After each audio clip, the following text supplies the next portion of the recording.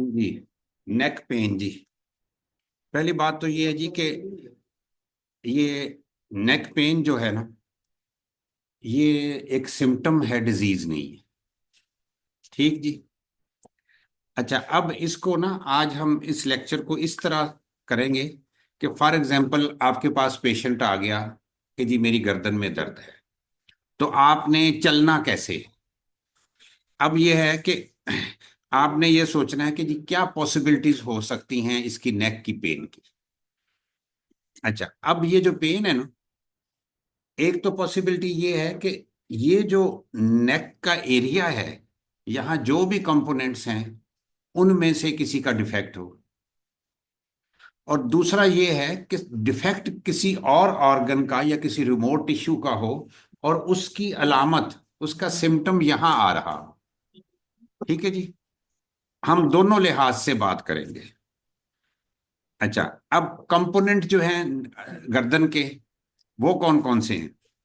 ये गर्दन के जो कंपोनेंट हैं, इसमें अगर आप गौर करें तो सबसे पहले तो अंदर से अगर हम शुरू करते हैं तो वर्टिब्रल कॉलम है, वर्टिब्रास आ जाते हैं।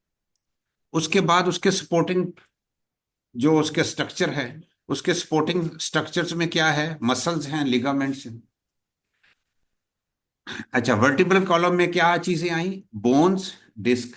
बोन्स के दरमियान जो इंटरवर्टिब्रल डिस्क होती है, वो दो चीजें आ गई। दो मसल्स और लिगामेंट्स आ गए। और इसमें जो न्यूरल पोर्शन होता है, नर्व्स का जो एलिमेंट है, स्पाइनल कार्ड आ गई और नर्व रूट्स आ गए। क्यों जी? यही चीजें हैं ना जी। अब इसके बाद हम देखते हैं कि एक तो ये चीजें हो गई। अब इसके लिहाज से टाइप्स क्या बनेंगी? पहले हम देखते हैं रिमोट सोर्स से जो आ सकती है।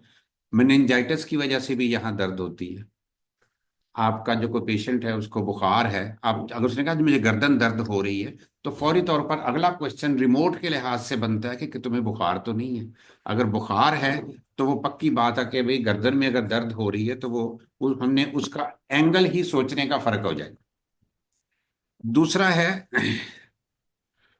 कि जी कंपोनेंट्स की वजह से दर्द आ रही है, उसमें क्या होगा? नेक की स्टिफनेस है, लेकिन वो बोन्स जो वगैरह जो है इन्वॉल्व हो रही हैं कि नहीं हो रही। अब इसको हमने कैसे डिफरेंशिएट करना है? जो मस्कुलर स्टिफनेस होगी, ये ज्यादातर एक्यूट केस होता है कि जी किसी वजह से उसकी बैकग्राउंड भी अभी हम आ जाते हैं कि भाई पट्टे दर्द कर रहे हैं, पहले कभी दर्द नहीं हुई, आज अचानक दर्द हुई। अगर वो पुराना केस है, एक्यूट केस नहीं, पहले भी उसको होती रहती है, तो फिर हमने सोचना है कि हो सकता है ये सर्वाइकल स्पॉन्डिलोसिस की वजह से होता हो। अब सर्वाइकल स्पॉन्डिलोसिस के लिहाज से क्या पॉसिबिलिटीज हैं? एक तो नुक्स हो सकता है सर्वाइकल बोन्स का, सर्वाइकल जॉइंट्स का, इंटरवर्टिब्रल डिस्क का हो सकता है, या नर्व की पैथोलॉजी हो सकती है। ये एक इस तरह की पेन लेके मरीज आपके पास प्रेजेंट करता है। अच्छा जी, अब हम बारी बारी डिस्कस करते हैं। अगर मेनिंजाइटिस की वजह से है दर्द, तो उसमें एक चीज का आपने ख्याल रखना है कि वो मेनिंजाइटिस जो है बैक्टीरियल भी हो सकती है, वायरल भी हो सकती है, और ट्यूबरकुलस मेनिंजाइटिस भी हो सकती है। तो फिर आपका जो है ना इन्वेस्टिगेशन का दायरा एकदम वसी हो जाता है। आप उसको फौरी तौर पर ट्रीटमेंट जो है वो फीवर की देंगे, लेकिन साथ ही आपने दूसरी लाइन पे भी सोचना शुरू कर देना। अब क्या है? बुखार और नेक स्टिफनेस, ये एक इमरजेंसी बन गई। अब बेस्ट ये है कि ऐसे पेशेंट को दाखिल किया जाए। आप उसको क्लिनिक में ना डील करें, उसको रेफर कर दें ताकि वो हॉस्पिटल में प्रॉपरली उसका ट्रीटमेंट हो। क्योंकि इसमें जो है ना, ये जीपी क्लिनिक का पेशेंट नहीं रहता जब मेनिंजाइटिस का केस हो जाता है। इसमें आपको पता ही है कि हाई पोटेंसी, कम से कम 2 या 3 एंटीबायोटिक्स दिए जाते हैं, और एंटीपायरेटिक्स वगैरह, और कई केसेस में स्टीरॉयड भी देना होता है। लेकिन ये होता है कि कंटिन्यूस उसके ऊपर उसकी टेक एंड केयर उसकी होनी चाहिए। तो उसके लिए हॉस्पिटल बेस्ट है। ठीक है जी।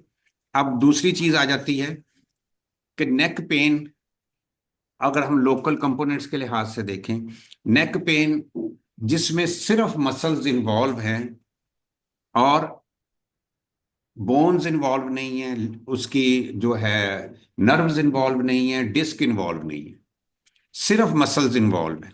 एक तो निशानी मैंने पहले आपको बताई थी कि ये कभी कभी मरीज को हुआ होगा, लेकिन ये एक कंटिन्यूअस फीचर नहीं होगा। अब इसमें दो तरह की चीजें होती, कौन से दो मसल ऐसे इन्वॉल्व होते हैं जिसकी वजह से ये बहुत कॉमन बीमारी बन गई है। एक तो होता है लिवेटर स्कैपुलाई मसल। मैं अभी आपको दिखा भी देता हूं कि मेरा ख्याल है कि इतना पुराना केस है, आप भूल भी गए होंगे कि लिवेटर स्कैपुलाई होता कहाँ पे है। मैं आपको दिखा देता हूँ। लेकिन ये लिवेटर स्कैपुलाई और दूसरा है स्टर्नोक्लीडोमेस्टाइड मसल। ठीक। अब पहले हम लिवेटर स्कैपुलाई का जो है ना उसकी देख लेते हैं कि अगर उसकी पेन होती है तो वो किस नोयत की होगी। इसमें मेन जो सिम्टम होता है वो मसल स्टिफनेस होती है। मरीज आके कहते हैं जी खिंचाव मुझे बड़ा महसूस हो रहा है। ठीक है। अब ये मसल होता कहाँ पे है?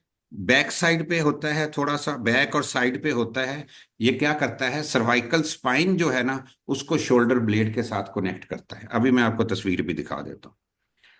अब ये जो इस तरह की दर्द होती है ना वो तीन तरह की हो सकती है। वो एक हो सकती है, मैंने ये पेशेंट देखे हुए हैं कि किसी को सिर्फ गुरूर की वजह से भी स्टिफनेस हो जाती है। कभी सुना है ये बात कि इसकी गर्दन में सरिया आ गया था? वो मेरे पास कोई इस तरह का पेशेंट आता है ना तो मैं उसको कहता हूं कि भाई अगर गुरूर की वजह से है तो मैं ट्रीटमेंट नहीं कर सकता। There is no medical treatment. अब गुरूर की ट्रीटमेंट क्या है, वो सिर्फ अल्लाह ही कर सकता है। एक, मैं आपको छोटी सी बात सुनाता हूँ। एक बहुत बड़े बुजुर्ग थे, उनको किसी ने पूछा जी अल्लाह खाता क्या है? तो उसका बेहतरीन जवाब दिया था वो एक बहुत मशहूर बुजुर्ग थे, हजरत बहलोल दाना। उन्होंने कहा था कि ये अल्लाह बंदों का गुरूर खाता है, और जब अल्लाह बंदों का गुरूर खाता है ना तो उसकी गर्दन का सरिया ठीक हो जाता है। वो वाली ट्रीटमेंट अल्लाह के पास ही है। अब जो दूसरी है ना वो है, बहुत कॉमन है, इतनी कॉमन है जिसकी हद नहीं। वो प्रोलॉन्ग यूज ऑफ स्क्रीन की वजह से होता है, या एकदम यहाँ कोई ठंड जो है ना। अब सर्दियों में गर्मियों में मेरे पास बहुत पेशेंट आते हैं कि जी एसी की हवा मसलसल चल रही थी, उसके साथ मुझे स्टिफनेस हो गई। अब ये पक्की बात है, इसमें आपने और कुछ नहीं सोचना, पक्की बात है कि सिर्फ मसल इन्वॉल्व है। और कौन सा मसल इन्वॉल्व है? लिवेटर स्कैपुलाई। आपने सिर्फ इस मसल को रिलैक्स करना है। जो दूसरी है प्रोलॉन्ग यूज ऑफ स्क्रीन, ये मरीज कहेगा जी मुझे होता रहता है। और ये किस वजह से होता है कि स्क्रीन जो है ना, आपका इस्तेमाल, ऐसी आप स्क्रीन का इस्तेमाल मसलसल करते हैं डेली बेसिस पे, जो कि आपकी आंख का जो लेवल है ना उससे नीचे की स्क्रीन आप मसलसल देखते हैं। मसलन मोबाइल हो गया, लैपटॉप हो गया, कंप्यूटर हो गया। ये जो है ना प्रोलॉन्ग यूज ऑफ स्क्रीन की वजह से ये जो गर्दन का दर्द होता है इसको हम कहते हैं टेक नेक सिंड्रोम। कि टेक्नोलॉजी बेस्ड है, नेक के ऊपर जो अलामात आती हैं, स्टिफनेस है, दर्द है, अनइजीनेस है, ये सारा कुछ जो है ना ये टेक नेक सिंड्रोम के हवाले से आता है। ये याद रहेगा जी, tech neck syndrome. Tech means technology. अब आगे हम इसकी ट्रीटमेंट भी करते हैं डिस्कस। अब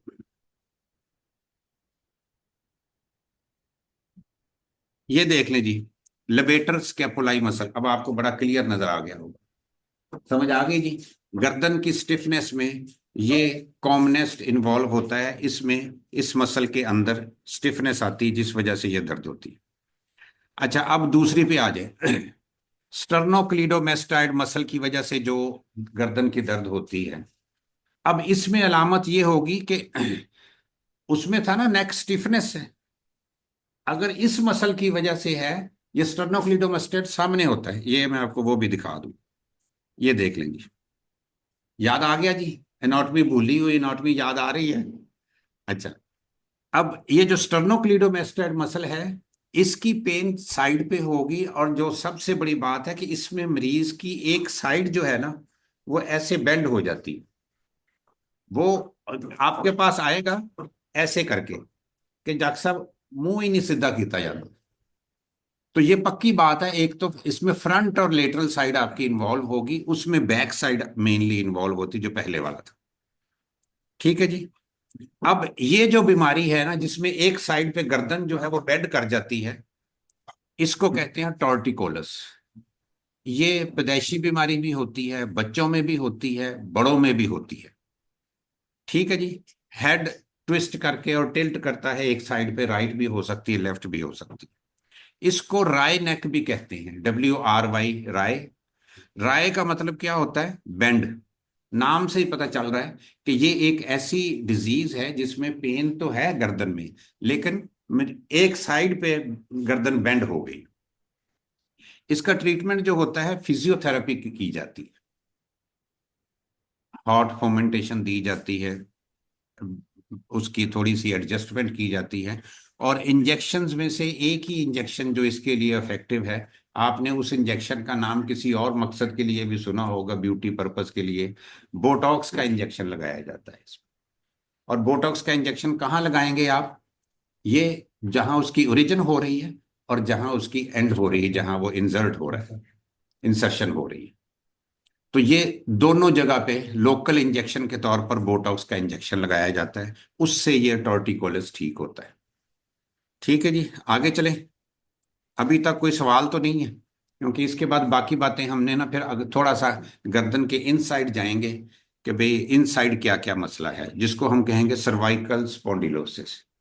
सर्वाइकल स्पॉन्डिलोसिस, सर्वाइकल मींस गर्दन, स्पॉन्डिलोसिस दो लफ्जों से निकला है। एक है स्पॉन्डी, स्पॉन्डी का मतलब होता है स्पाइन, और लोसिस का मतलब है प्रॉब्लम। तो सर्वाइकल स्पॉन्डिलोसिस का मजमूई मतलब निकलेगा कि गर्दन के मोहरों में किसी तरह का कोई प्रॉब्लम आ गया है। अब वो प्रॉब्लम किस तरह का होता है? इसमें होता यह है कि सर्वाइकल स्पाइन की डीजनरेशन शुरू हो जाती है, जिसमें डिस्क की भी डीजनरेशन हो सकती है। और वो जो है, जब डिस्क डीजनरेट होगी तो जो जगह है इंटरवर्टिब्रल स्पेस, वो कम हो जाएगी। जब इंटरवर्टिब्रल स्पेस कम होगी तो ऑटोमेटिकली उसका प्रेशर, जो वहां से नर्व्स निकल रही हैं उनके ऊपर प्रेशर आएगा। तो जो मोस्ट कॉमनली नर्व्स इन्वॉल्व होती हैं वो C5, C6 और C7 ये इन्वॉल्व होती है। एक्सरे में भी बड़ा क्लियर नजर आ जाता है। ठीक है जी। अब जब नर्व्स इन्वॉल्व हो जाएंगी तो जहां जहां नर्व की सप्लाई है वो एरिया भी इन्वॉल्व हो जाएगा सिम्टम्स के लिहाज से, कि जो है ना, पहले तो यहाँ पे पेन होती है ना, जैसे जैसे अगर C5 इन्वॉल्व होगी तो यहाँ तक आ गया, C6 इन्वॉल्व होगी और आगे आ जाएगा, C7 इन्वॉल्व होगी। तो जो जो नर्व्स इन्वॉल्व होती जाती हैं, सिम्टम्स जो है ना स्प्रेड करते जाते हैं। अब जब नर्व इन्वॉल्व हो जाती है तो सर्वाइकल स्पॉन्डिलोसिस तो है, लेकिन इस कंडीशन को हम कहेंगे सर्वाइकल रेडिकुलोपैथी। रेडिकुलोपैथी का मतलब ही ये है कि नर्व्स इन्वॉल्व हो चुकी है। अब एक लफ्ज आता है कि आपने पढ़ा होगा जी, सर्वाइकल, किसी में लिखा होता है सर्वाइकल स्पॉन्डिलोसिस, किसी में लिखा होता है सर्वाइकल स्पॉन्डिलाइटिस। तो दोनों में फर्क क्या है? स्पॉन्डिलोसिस हमने अभी डिस्कस किया कि एक डीजनरेटिव डिजीज है, और जहां स्पॉन्डिलाइटिस, जहां लफज आइटस आ गया, दैट मींस इन्फ्लेमेशन। तो वो इन्फ्लेमेटरी डिजीज है। सर्वाइकल स्पॉन्डिलाइटिस इन्फ्लेमेटरी डिजीज है, ऑटोइम्यून डिजीज होती है। इसकी अलामात भी मिलती जुलती हैं। अच्छा जी, अब आ जाएं आगे। एपिडेमियोलॉजी सर्वाइकल स्पॉन्डिलोसिस की कितनी है? ये जितने भी मोबाइल लैपटॉप यूजर, स्क्रीन के यूजर्स हैं, इनका पहले शुरू में मसल्स ही इन्वॉल्व होते हैं, लिवेटर स्कैपुला इन्वॉल्व होता है। लेकिन अगर वो चेंजेस नहीं लाते अपने लाइफस्टाइल में, तो वो उसके इफेक्ट्स अंदर डीप चले जाते हैं और सर्वाइकल स्पॉन्डिलोसिस होने के भी चांसेस होते हैं। ठीक। तो लाइफस्टाइल जो है ना, ये सबसे ज्यादा इंपॉर्टेंट है। दूसरा ये है, देखा गया है कि जो लोग 60 को क्रॉस करते हैं उनमें इसके चांसेस खुद ब खुद आ जाते हैं, क्योंकि 60 के बाद वैसे ही नेचुरली डिजेनरेशन प्रोसेस शुरू हो जाता है। ठीक। अब आ जाता है कि हमने डायग्नोज कैसे करना है, कि जी है क्या। डायग्नोज करने के तीन मेथड्स हैं। एक है सिम्टम्स और अच्छी हिस्ट्री, दूसरा है फोकस फिजिकल एग्जामिनेशन, तीसरा है लेबोरेटरी एंड अदर टेस्ट। ठीक। सिम्टम्स में आपका जो सवाल हैं जो कि बड़े जरूरी हैं, अगर तो मरीज बता दे तो वेल एंड गुड, ना हो तो अगर कोई क्वेश्चन रह जाए तो वो आपने इसमें पूछना होता है। पहला आ जाता है साइट, दर्द कहाँ पे हो रही। ठीक। दूसरा आ जाता है उसका करेक्टर किस किस्म का है, डल है, कटिंग है, शार्प है, किस नोयत का दर्द है। तीसरा आ जाएगा ड्यूरेशन, एक्यूट और क्रोनिक, और उसमें रेपिटेशन का भी आ जाता है कि अगर पुरानी दर्द है तो कितने दिनों बाद वो रिपीट हो रही है। इंटेंसिटी आ जाती है उसमें, वही 0 से 10 का स्केल आपने पूछना है ये कि 10 पे अगर कंप्लीट है तो आपको इस वक्त कितनी दर्द हो रही है, 9 लेवल की हो रही है, 10 नाकाबिले बर्दाश्त। अगर 8 है तो वो मॉडरेट हो गया, 6 से 8 मॉडरेट हो गया। अगर वो कहता है जी 6 से भी कम नंबर है, 4 या 5 है, तो इसका मतलब ये है कि वो माइल्ड लेवल पे है। उसके बाद आ जाता है कि ये इसका ऑनसेट कैसे हुआ, एकदम स्टार्ट हुई या स्टार्ट हल्की हुई थी या शुरू से ही तेज थी। उसके बाद आ जाता है अगला सवाल आपने पूछना है रेडिएशन का, कि आया रेडिएट भी कर रही कि नहीं कर रही। फिर कंटिन्यूटी ऑफ द पेन, ये बड़ा इंपॉर्टेंट है कि उसकी कंटिन्यूटी कैसी चल रही है।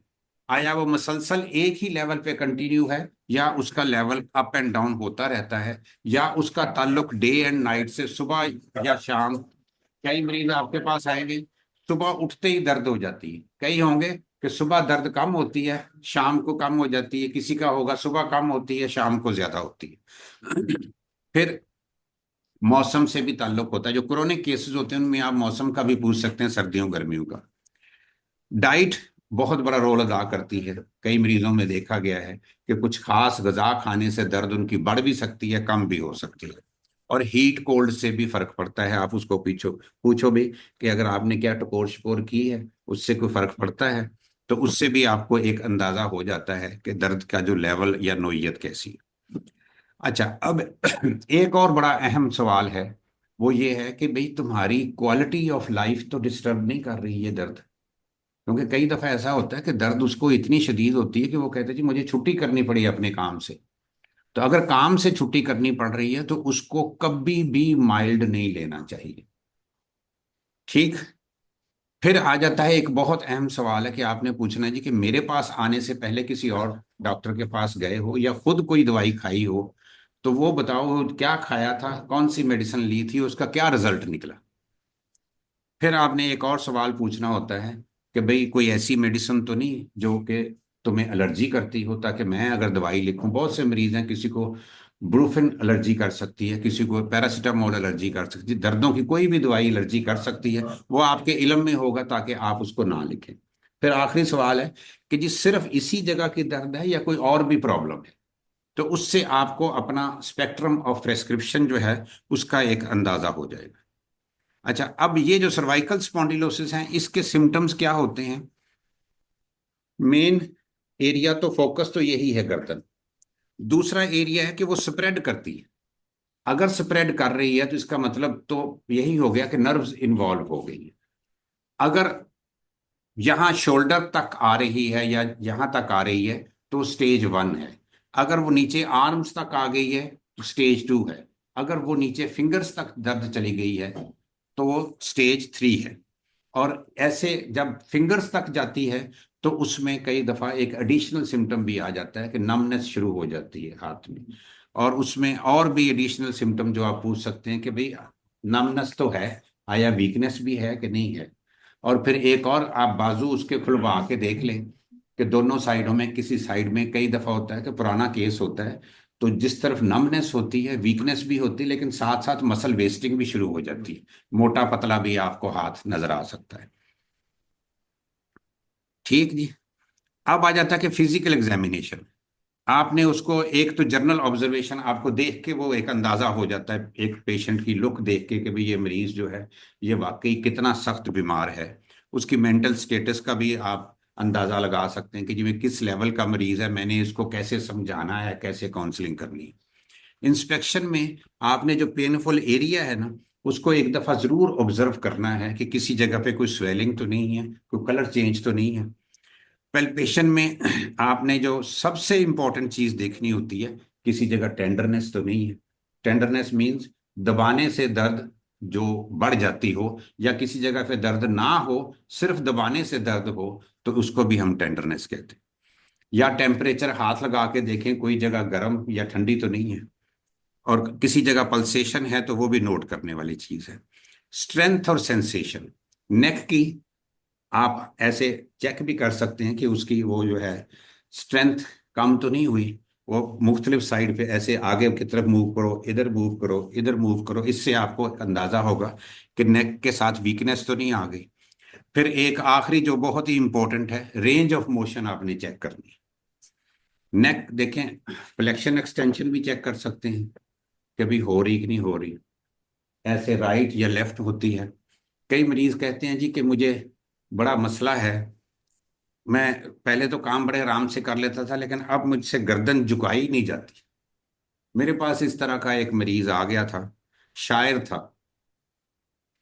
उसने कहा जी कि मेरे साथ डॉक्टर साहब बड़ा एक अजीब मसला हो गया कि मैं, वो उसने कहा जी शेर से आप अंदाजा कर लें मेरी मजबूरी का, कि दिल में है तस्वीरें यार, जब जरा गर्दन झुकाई देख ली, अब मैं गर्दन भी झुकाने के काबिल नहीं हूं। इससे आप अंदाजा कर लें मेरी जो सिचुएशन है कितनी कॉम्प्लिकेटेड है।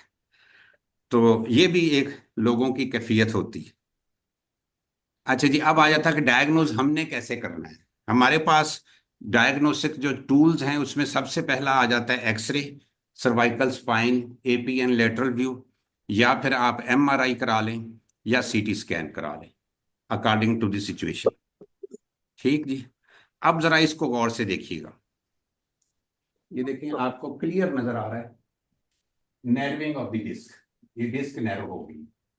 ठीक, यहाँ स्पर है, ये देखें उसकी स्पर का मतलब क्या होता है कि उसकी जो शेप बाहर हो जाती है वो एक बकायदा चोंच बन गई उसकी। तो ये नैरो जब होगी तो ऑटोमेटिकली इसके अंदर से जो नर्व्स निकलेंगी वो कंप्रेस हो जाएंगी। तो ये इस तरह की शक्ल आपको एक्सरे में नजर आएगी। अब मैं आपको उसकी रियल फॉर्म में दिखाता हूं। यहां भी देखें, वो ऊपर सबसे ऊपर देखें ये नॉर्मल डिस्क है कि थले पा देता है उल्टे करो। हाँ जी जाओ। अब ये डीजनरेटेड डिस्क दूसरा। तीसरा है बल्जिंग डिस्क, ये बल्ज कर दी है। ठीक है जी। फिर हर्निएटेड डिस्क, क्या होगा कि वो पूरा काफी ज्यादा वो डिस्क बाहर निकल गई। Thinning of the disc, disc thin हो गई है। ये disc degeneration with osteophytes formation, ये डिस्क डीजनरेट भी हो गई और साथ में ऑस्टियोफाइट भी बन गए। यहां भी ये देखें ऑस्टियोफाइट बनी। काफी क्लियर हुआ। थिनिंग जो होती है, पतला होना। हाँ जी, हाँ जी, इसमें सिम्टम्स भी उतने ही होते उतने हैं। ही होंगे क्योंकि जब थिन होगी तो स्पेस तो कम हो जाएगी ना, इंटरवर्टिबल स्पेस कम होगी तो नर्व जो है वो उसमें वो इन्वॉल्व हो जाती। इसमें भी देख लीजिए बोनी स्पर्श, तीन जगह पे बोनी स्पर्श है, और ये डिस्क स्पेक बैक साइड से उसने शो की।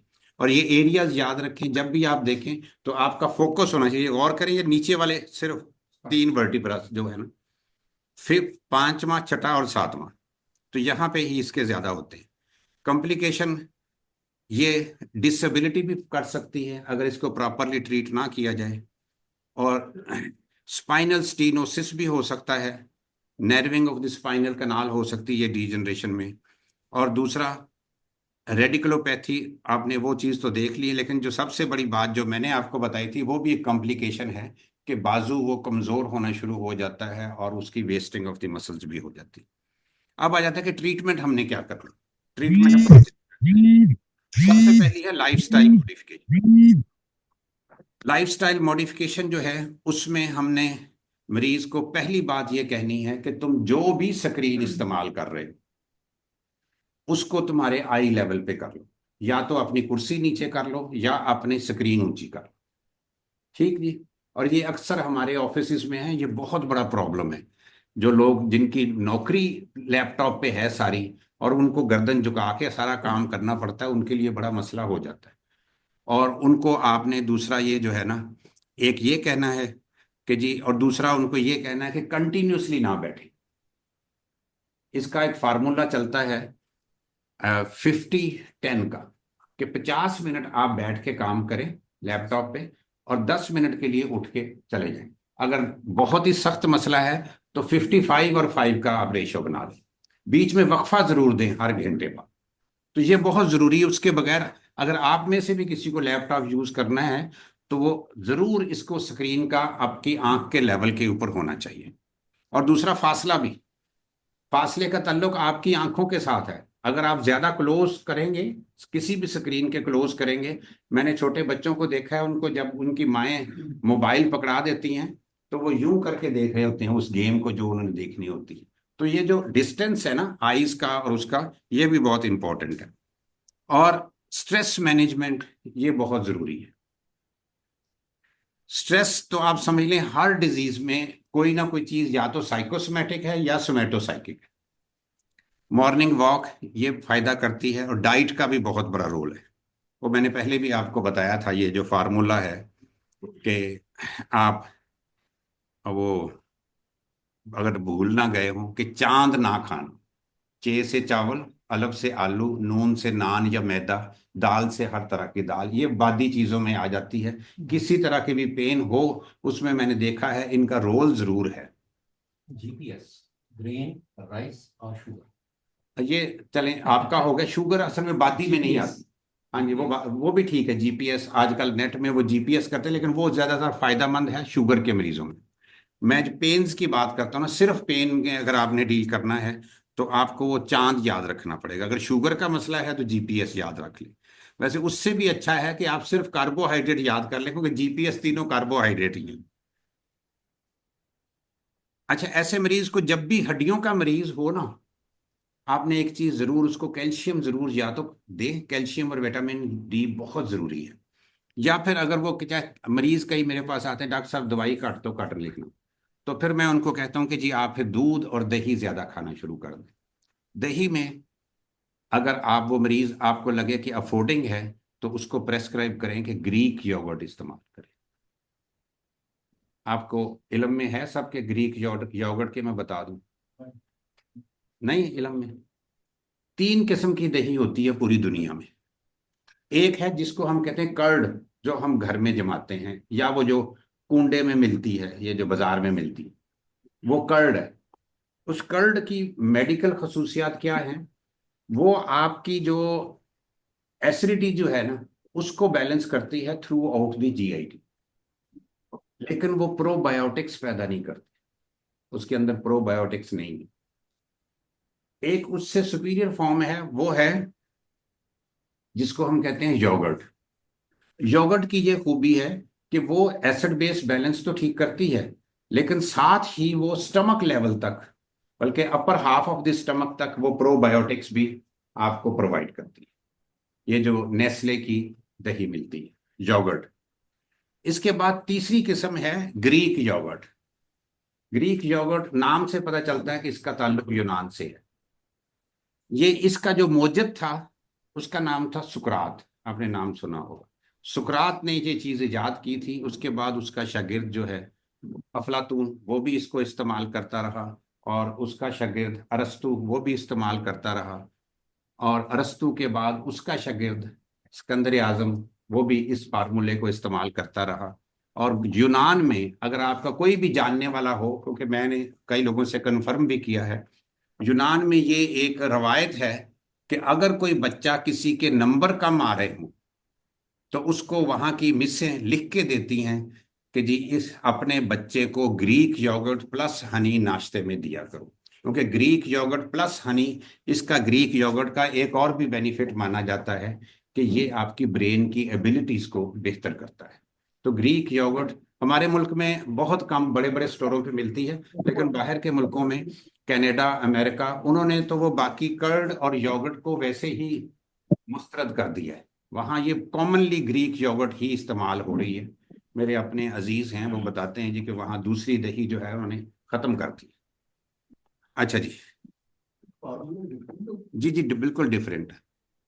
यहाँ ट्रेनिंग हो सकती नहीं नहीं, यहाँ अवेलेबल है, बड़े स्टोरों पे आपको मिल जाएगी। घर में नहीं बनाई जा घर में बनानी है तो आप जो घर में आप बनाते हैं ना, जाग लगाएं, उसी में एक चमचा उसका भी डाल दें, वो फिर उसके असरात पूरी उसके ऊपर आ जाते हैं, आपको सस्ती पड़ेगी। अल्टीमेटली सारी पैसे पड़ेगी, स्टोर से लेना पड़ेगा। आपके पास वो फार्मूले मैं की भी चीजें आपको इसका फार्मूला बता देता ये हूँ। बता देंगे अभी। अच्छा जी, अब आ जाता है कि इसमें दूसरा जो ट्रीटमेंट है वो है फिजियोथेरेपी। फिजियोथेरेपी में आपने क्या क्या चीजें कर सकते हैं। एक होता है सर्वाइकल कॉलर, आपने इस्तेमाल, मरीज को आपने कहना है सर्वाइकल कॉलर इस्तेमाल करें। और वो जो कॉलर है, मैं तरतीब वार हम करते हैं, ऑलिव ऑयल का मसाज भी फायदा करता है। और अगर कोई एक्यूट केस है, आप उसकी गर्दन के हाथ रखिए, गर्दन में हॉटनेस का एहसास होता है तो कोल्ड सपोर्ट करें। अगर गर्म है, गर्माइश है, तो फिर आपने गर्म सपोर्ट करें। ये याद रहेगा फार्मूला। एक्यूट केस में अगर साथ में जगह आप देखते हैं, डॉक्टर आके देखते हैं वो ठंडक है, या अगर उसकी बैक में ट्रॉमा है तो उसको ठंडी सपोर्ट करें, वरना उसको गर्म करें। मैं तो ऐसे करता हूँ कि मैं मरीज को कहता हूँ दोनों करके देख लो, जिसके साथ तुम्हें ज्यादा फर्क महसूस होता है ना तो वो करो। ठीक है जी। ऑलिव ऑयल मसाज बड़े आराम से, बड़ा अच्छा, एक रगड़ना और नहीं। भी है हाँ जी, कि जो अगर एक्यूट है ना ट्रॉमा, हाँ हाँ हाँ तो फिर आपने ठंडा पानी, और अगर पुराना है तो फिर गर्म पानी। हाँ, ये भी एक है। हाँ जी। अच्छा जी, उसके बाद आ जाता है एक्सरसाइज। फिजियोथेरेपी में, एक्सरसाइज में आप एक चीज याद रखें, पूरी फिजियोथेरेपी की कोई भी फिजियोथेरेपिस्ट अगर एक्सरसाइज कराएगा ना, तो उसके जो टारगेट्स होते हैं ना वो तीन ही होते हैं। या तो मसल्स को स्ट्रेच किया जाता है, या स्ट्रेंथिंग किया जाता है, या फिर उसकी रेंज ऑफ मोशंस को बेहतर किया जाता है। इसमें रेंज ऑफ मोशंस आपको पता है, मैंने बताया था कि वो डिस्टर्ब हो जाती है। और पांचवी चीज है नेक ट्रैक्शन। ठीक जी, अब ये देख लें। हाँ, सब चल नहीं रहा। हाँ, अब ये नेक कॉलर है, 2 घंटे सुबह 2 घंटे शाम ये लगाना होता है। हार्ड भी होता है, सॉफ्ट भी होता है। पेशेंट की अपनी कंफर्ट के मुताबिक अगर ये परचेज करे तो ज्यादा फायदेमंद है। ये आइसोमेट्रिक नेक एक्सरसाइजेस हैं, जिसमें आपने रेंज ऑफ मोशन को बेहतर करना होता है। ठीक है जी। और ये नेक ट्रैक्शन है। क्लियर जी, तीनों चीजें क्लियर हो गई। आगे चलें। अब आ जाता है कि treatment bye medicine.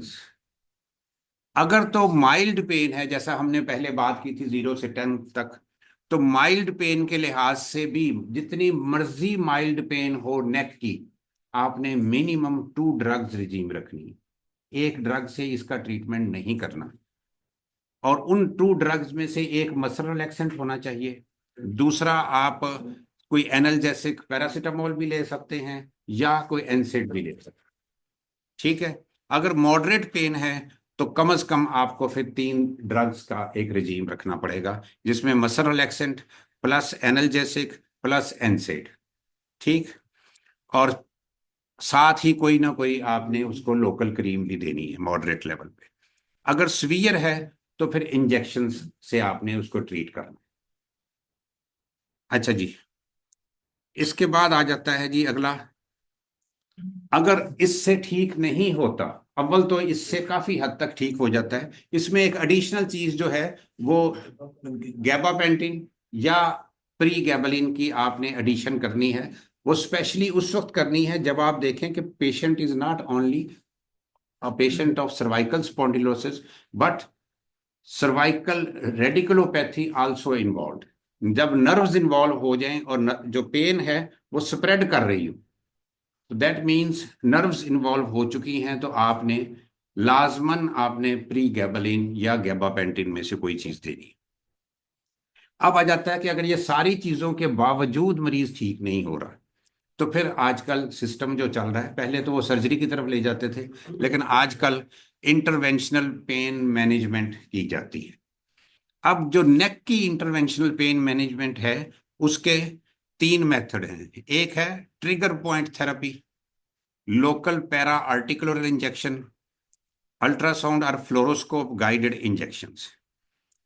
Trigger point therapy में क्या होता है, आपने जितने एरिया में पेन है ना, उन सारे एरिया में आपने टेंडर पॉइंट्स के ऊपर पहले निशान लगा देना है, और फिर हर टेंडर पॉइंट में थोड़ा थोड़ा, यानी कि तकरीबन हाफ सीसी आप समझ लें, long acting steroid plus 2% xylocaine उन टेंडर पॉइंट्स में लगाया जाता है। उसी वक्त मरीज जो है ना अपने आप को कंफर्टेबल फील करना शुरू कर देता है। इसको अगर आपने रिपीट करना है तो वो 2 हफ्ते बाद या 3 हफ्ते या 4 हफ्ते बाद रिपीट करें, इसके बहुत अच्छे रिजल्ट्स हैं। इसके बाद दूसरा है, मतलब वो इक्वली गुड है, आप अगर टेंडर पॉइंट लगाते हैं या पैरा आर्टिकुलर इंजेक्शन लगाते हैं, जैसे मोहरे हैं for example C5 C6 C7 जो अभी हमने बात की कि यही ज्यादा इन्वॉल्व होते हैं, तो उनकी जो इंटरवर्टिब्रल स्पेस है ना, उस लेवल पे एक आपने अंदाजा करके उस लेवल पे बाइलेटरल दोनों साइडों के ऊपर आपने ये long acting steroid plus 2% xylocaine. अब मैंने पहले बताई हुई है, आप माशाल्लाह काफी ज़हीन लोग हैं।